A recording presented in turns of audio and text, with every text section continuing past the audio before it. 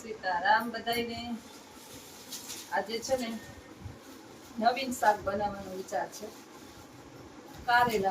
કારેલાનું શાક તો હું કાયમ બનાવું, પણ આજે અલગ રીતે બનાવવાનું છે. કઈ રીતે બનાવું?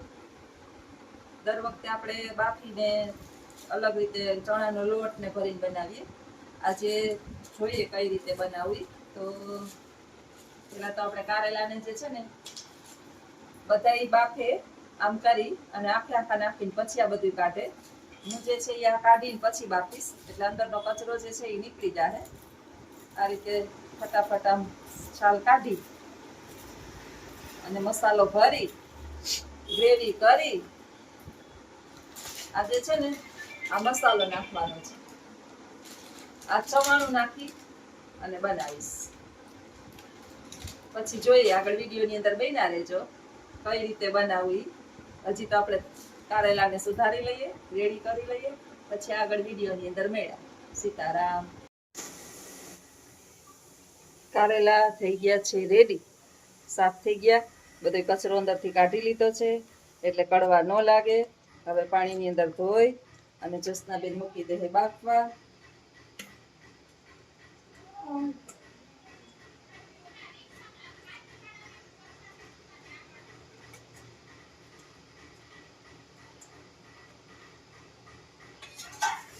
બાફવાની અંદર થોડુંક નાખી દેવાનું મીઠું, એટલે મોરા ન લાગે.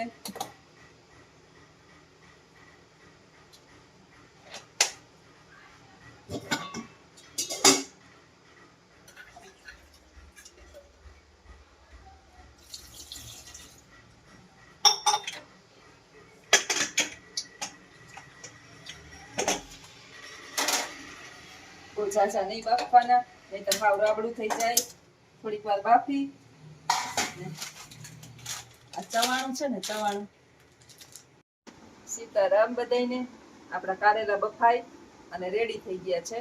નીતરી નાખ્યા છે બધાય સરસ, એકદમ કોરા કરી નાખ્યા હાવ, એટલે પાણી જરાય દેખાય જ નહીં. હાવ કોરા કરી નાખ્યા. ચવાણાની નાની નાની બે કોથળી હતી એ એકદમ મિક્સિંગ કરી નાખ્યું, મિક્સર કરી નાખ્યું હાવ. ધાણા ભાજી, ધાણા જીરું અને આ ચવાણાની અંદર છે ને મસાલો વધારે બીજો કાંઈ નથી નાખ્યો, કારણ કે આ તીખું અને મીઠું બે મિક્સ આવે. આની અંદર બધાય માંડવીના બી, બધાય કઠોળ થોડા થોડા, પછી ગાંઠિયા, પૌવા, પછી આપણે સેવ, આવું બધું આવે. એટલે વધારે મસાલાની કઈ જરૂર નથી. આટલા કારેલાની અંદર આટલો મસાલો તો ઘણો થઈ જાય. થોડીક ધાણા ભાજી આની અંદર ભરી નાખું અને થોડીક ધાણા ભાજી જે છે એ રાખી છે એ ઉપરથી કારેલાની અંદર નાખી દઈશ. ચટણી આની અંદર નથી નાખી, કારણ કે ચવાણું તીખું છે.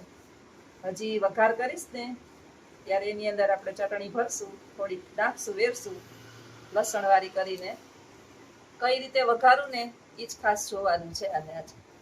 હવે બનાવું તો સારું, પછી ભાઈ મારા કેવું થાય બતાવીશ તમને બનાવીને. આમ તો હું કાયમ કારેલાનું શાક કરતી હોય, પણ આજ કંઈક વિચાર્યું કે મેં એક રેસીપી જોઈને વિચાર્યું કે આજે એ રીતે ટ્રાય કરું. તો આપણે કારેલાને ભરી લઈએ. મસાલો બધો થઈ ગયો મિક્સ, એકદમ ક્રશ થઈ ગયો છે.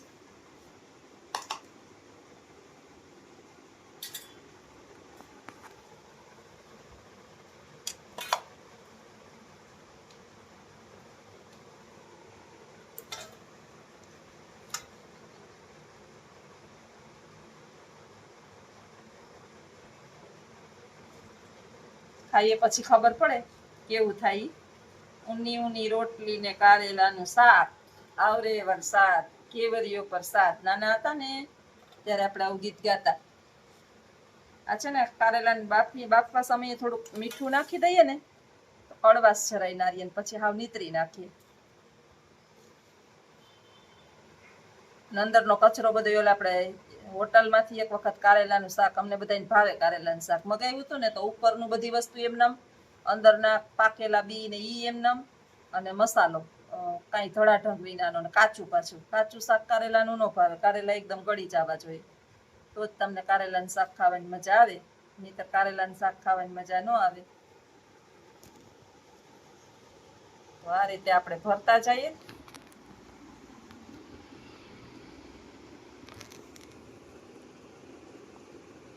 બાફીએ ને ત્યારે થોડુંક ધ્યાન રાખવું પડે. હાવ રાબડું ન કરી નાખાય, નહીં તો કારેલા પછી આમ રીએ નહીં, કારેલા થઈ જાય બટકી.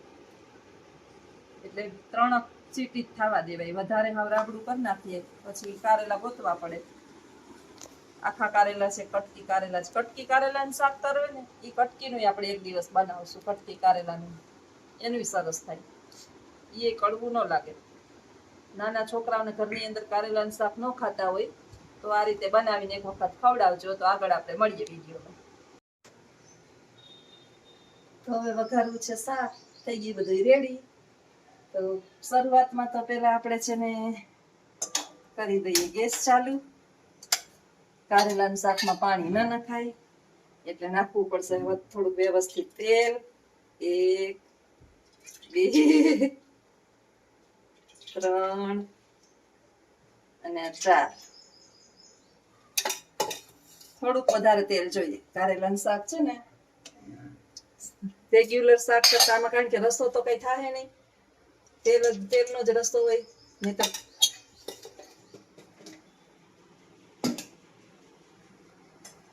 હવે આટલી છે ને ઝીણી ઝીણી ડુંગળી મેં સુધારી નાખી છે.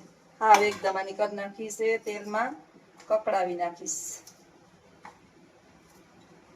ડુંગળીનો વઘાર પંજાબી લોકો છે ને, પંજાબી કોઈ પણ શાક કરે ને તો એની અંદર ડુંગળીની ગ્રેવી બનાવીને રાખે. આપણે ગ્રેવી ન બનાવીએ પણ આને એકદમ આમે ડુંગળીને ચડતા કઈ વાર ન લાગે. ઝીણી ઝીણી સુધારેલી હોય તરત ચડી જાય અને થોડીક મજા આવે દેખાય ડુંગળી તો. અને આપણે બધા ગુજરાતીઓને તો ડુંગળી પ્રિય જ છે. બધા શાકની અંદર છે ને સાંજ બપોરનું તમારે શાક અમુક પડ્યું હોય ને, પછી ટાઢું શાક ખાવાની ઈચ્છા ન થતી હોય તો તમે કોઈ પણ શાક હોય ને એનો ડુંગળીનો વઘાર કરીને પાછું વઘાર નાખો ને તો એ શાક સરસ થઈ જાય. આપણા કારેલા ભાઈ ભરાઈને થઈ ગયા છે રેડી. એને રાખી દઈએ સાઈડમાં.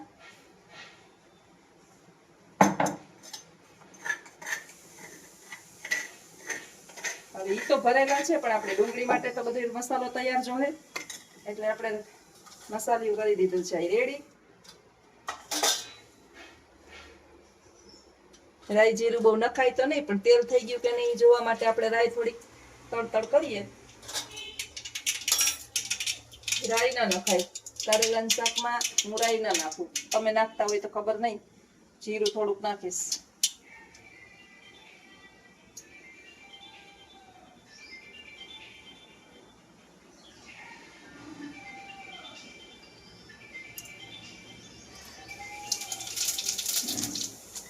તેલ આપણું રેડી.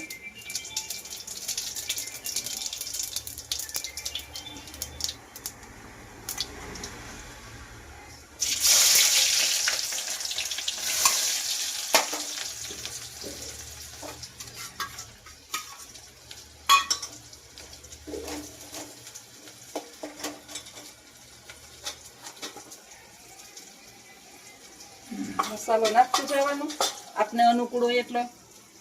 કારેલાનું શાક છે એટલે ધ્યાન રાખવું પડે, રસો નહીં થાય એટલે પાણી મીઠું ઓછું નાખવું. ખારું થઈ જાય તો ન ભાવે, સાવ ઓછું. આમાં ધાણા જીરાની તો કઈ બહુ સ્મેલ આવે નહીં, પણ થોડુંક નાખી દઈએ. અને વધ્યો છે થોડોક મસાલો, એને પણ એની અંદર એડ કરી દઈએ.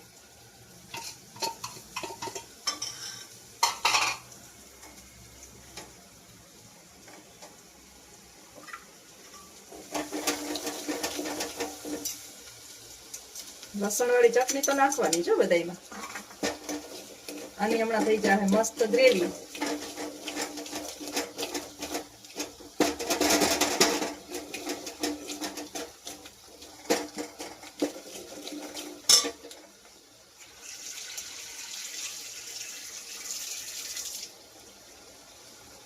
લોટ બાંધીને રેડી કરી નાખ્યો છે એટલે ગરમા ગરમ રોટલી, ઊની રોટલી ને કારેલાનું શાક. આપણે ખરણીભાઈ નું કઈ કામકાજ છે નહીં તો એને મૂકી દઈએ એક બાજુ.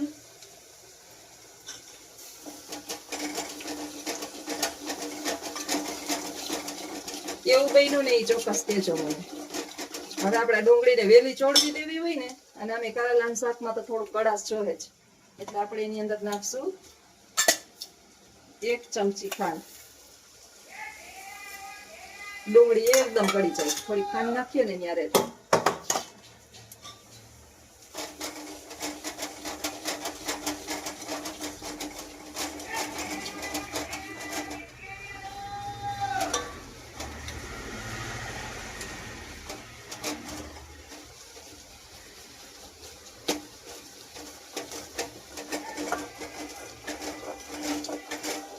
થોડીક વાર એમને નીચે બળે નહીં એટલે આપણે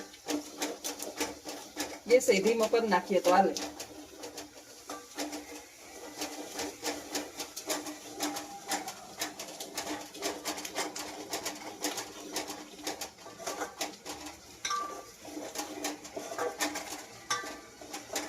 હવે આપણે થોડીક વાર ચડવા દઈએ, પછી રેડી થાય એટલે કારેલા નાખી દેશું અને થોડીક વાર કારેલાને ચડવા દેવું.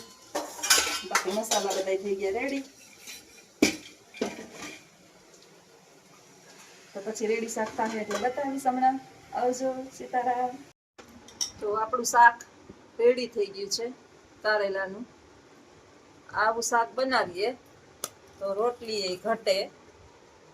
देखो इसमें कुछ रसा बसा नहीं है, सिर्फ मसाला है.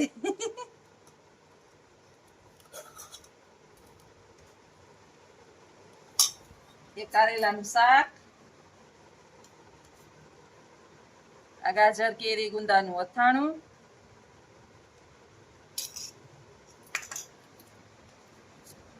આ રોટલી, આ એક થાળી તૈયાર. હવે મારી બનાવી લઉં ને થાળીની અંદર થાળી છે, મારો મુકાઈ ગયો હાટો. અને આ ગાયની મસ્ત રાબડા જેવી છાસ.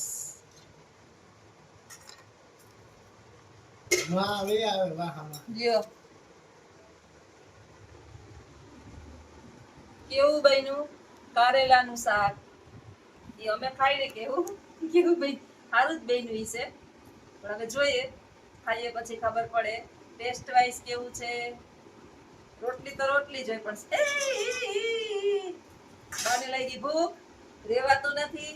તો વિડીયોની અંદર આપણે હવે અહીંયા વિડીયોની પૂર્ણાહુતિ કરીએ. આપણું કારેલાનું શાક થઈ ગયું રેડી. શાક, ઊની ઊની રોટલી ને કારેલાનું શાક, આવરે વરસાદ, ઘેવરિયો વરસાદ. તમને કેમ ભાવે કારેલાનું શાક? આપણે બધું હાલે ને બધું. તો હાલો મિત્રો, આવજો. કારેલાનું શાક સારું લાગ્યું હોય, રેસીપી સારી લાગી હોય તો વિડીયોની અંદર કમેન્ટ કરજો, લાઈક કરજો, શેર કરજો, સબસ્ક્રાઇબ કરજો. આવજો. સીતારામ.